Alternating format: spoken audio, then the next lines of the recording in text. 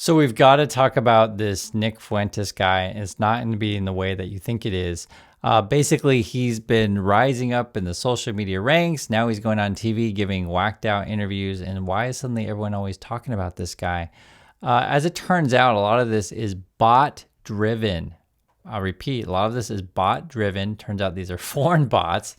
And in fact, Rutgers did a study on it. America Last. How Fuentes coordinated raids in foreign fake speech networks inflate his influence. Long story short, you got this guy, tweets out a bunch of crazy mustache party kind of stuff, okay? Crazy crap. And then you got a bunch of bots that retweet the crazy crap that he does and says within the first 30 minutes.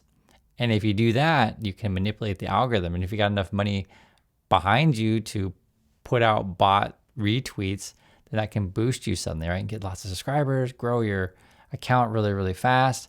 And then local, media may want to do a story on you and be, oh my God, who are you? You're so famous. Everyone's talking about you. And then you go on TV and you say more crazy stuff. Oh my God, I can't believe the crazy stuff that he said. And then you go on another show. Okay, in the last interview, you said crazy stuff. Let's talk about that. Said crazy stuff. And the more that you go on this stuff, people start to realize, man, this guy is crazy. Like, is the country moving in that direction to we're all mustache party kind of people? No, we're not. Okay. I made that clear. I'm not that kind of person. I saw this guy and they're like, for a minute, and I'm just like, dang, is this even legal to say this kind of stuff? It's really crazy stuff. If you want to watch it, you can. Be my guest. Here's the thing.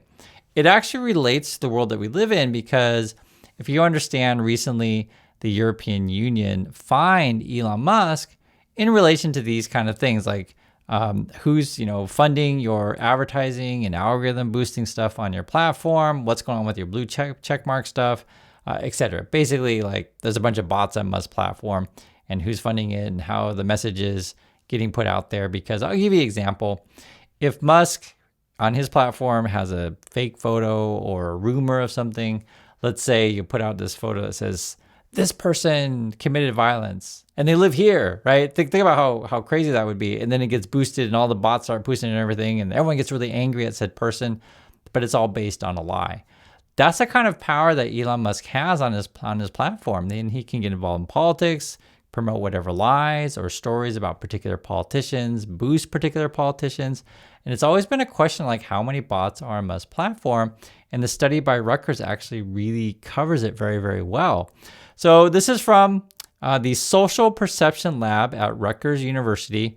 I encourage you to read the whole thing. I'm going to go through the summary of it because I think it's really important. I'll read this the executive summary. It says, Nick Fuentes' surge into national visibility did not originate from a broad or sudden shift in American political sentiment. So Nick doesn't really represent the majority of us. In fact, anyone who watches it, I can tell you he's whacked out. It emerged from a pattern of online amplification that was unusually fast, unusually concentrated, and unusually foreign in origin. God, so it was like, they're just like, this is bonkers. It was like really fast, really concentrated, and like, foreign bots basically. This report examines the structure of the amplification, okay? The signals it produced inside the information environment and the ways mainstream legacy institutions interpreted those signals as indicators of emerging relevance. The goal is not to explain Fuentes' ideology, right? Mustache party stuff. We're not talking about that. We're just mostly talking about the algorithm type stuff, or his existing audience, but to assess how synthetic engagement, real-world events, and media incentives converge to elevate a fringe figure into a central subject of national attention. They supply these really interesting charts, basically comparing accounts. So this is like just big accounts on Twitter, basically. Destiny, you got Ian Carroll, Hassan Piker, Elon Musk, and then you got Nick Fuentes. And basically he just gets a bunch of like bot retweets, like really a lot. He's the orange line there, and he's getting more retweets and such on like the first 30 minutes, etc. Even more than Elon Musk. It's pretty crazy. That's Musk's platform.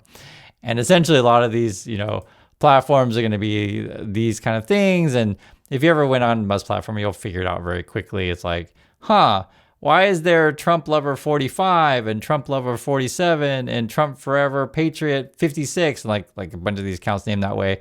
And if you look at the account, it's just like nonstop retweeting of just nonsense kind of stuff like that. And sometimes they'll all have the same messages, which I've showed you guys before. It's a bot, right? The same way. And I do YouTube every day. You'll see bots in comments. You'll know it when you see it. And the other thing that's disturbing about this whole thing is you saw a lot of activity basically after Charlie Kirk's death. And there's an interesting chart here. This whole thing is absolutely crazy. It just kind of shows the timeline of said thing and how suddenly Nick is getting boosted by the bots. That's basically what it boils down to. There's also some disturbing things as well, is like the portrayal of how he's portrayed in the media. Like they use different photos of him now to make him look more like a normal person. Because I actually didn't really know who this person was. I don't follow this stuff. I recognize one of the photos here when he's in the red hat. I actually had seen that before. Okay, I seen that guy before. I know he's crazy. But then he's sort of like, they're starting to change the image of him to make him more, appealing, I guess. Let me read some of the details of this stuff. And I want you just to be thinking about when you're on social media, when you go to whatever homepage, whatever that algorithm is showing you, that's part of the manipulation. Because sometimes people say, Chris, I'm going to subscribe to you, but I haven't seen your video for a long time. What's going on? And I always say the same thing. I don't have control of the algorithm. I don't, right?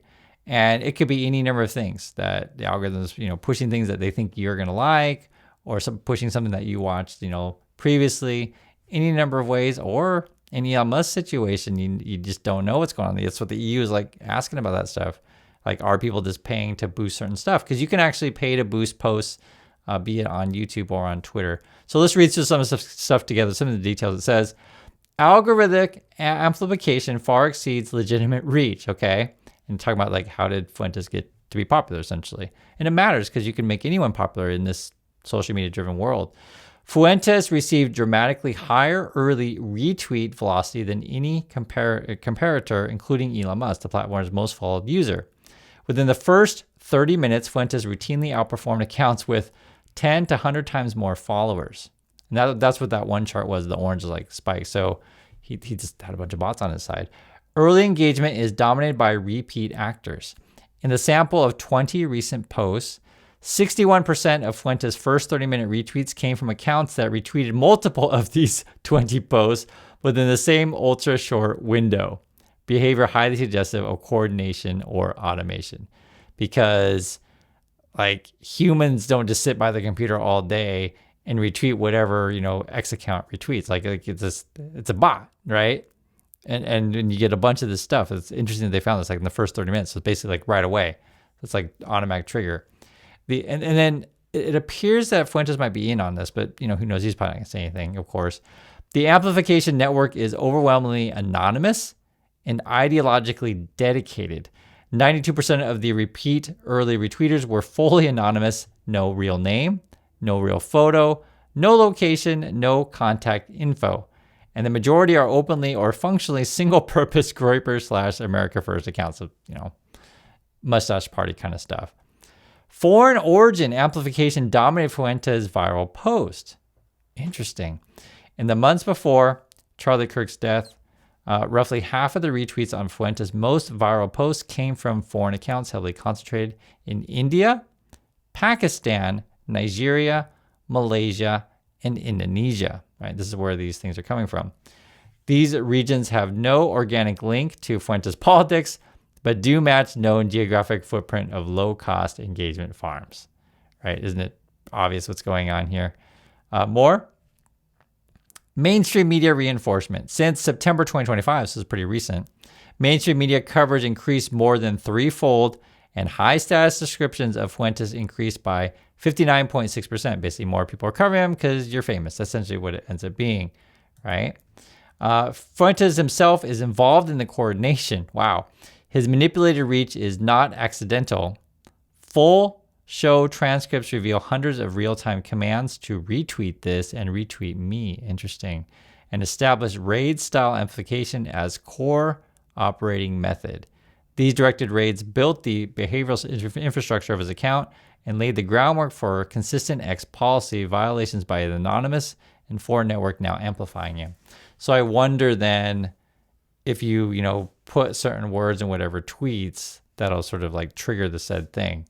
That kind of stuff, it's hard to say for sure, but I'll also say this. I think much of the social media world is manipulated. I think you know this already inherently. This is the first time that I've seen like a study, and this is by Rutgers, that really looked into it and questioned some of this stuff. Because for me, just like I always say the same thing, like I just look for myself and give an honest opinion. When I first saw this Nick dude, and was like, who watches this crap?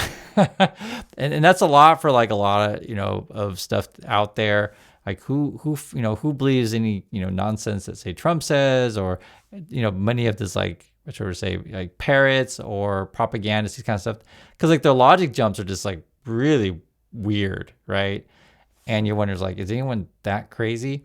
Because I think one of the things that I always emphasize with you guys, when I live in USA, I go to the grocery store, I say hi to everyone, be part of a member of the community, smile. Like, you get along with all kinds of people. It's the grocery store, all kinds of, let's use an example, the grocery store, all kinds of people there, or the post office, or wherever you go.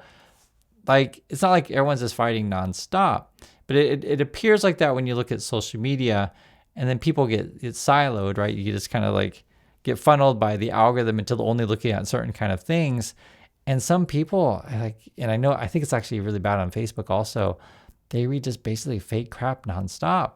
And for some, viewers or readers, however you want to say, users makes it sound like a, substance, they can't tell the difference between what's real and not real anymore. And with the, the rise of the AI photos, which I always tell you the truth on this, it can be used by people more on the right wing social media people that you watch, or the left wing ones. They do. And you hate it when I tell you the truth, but they do.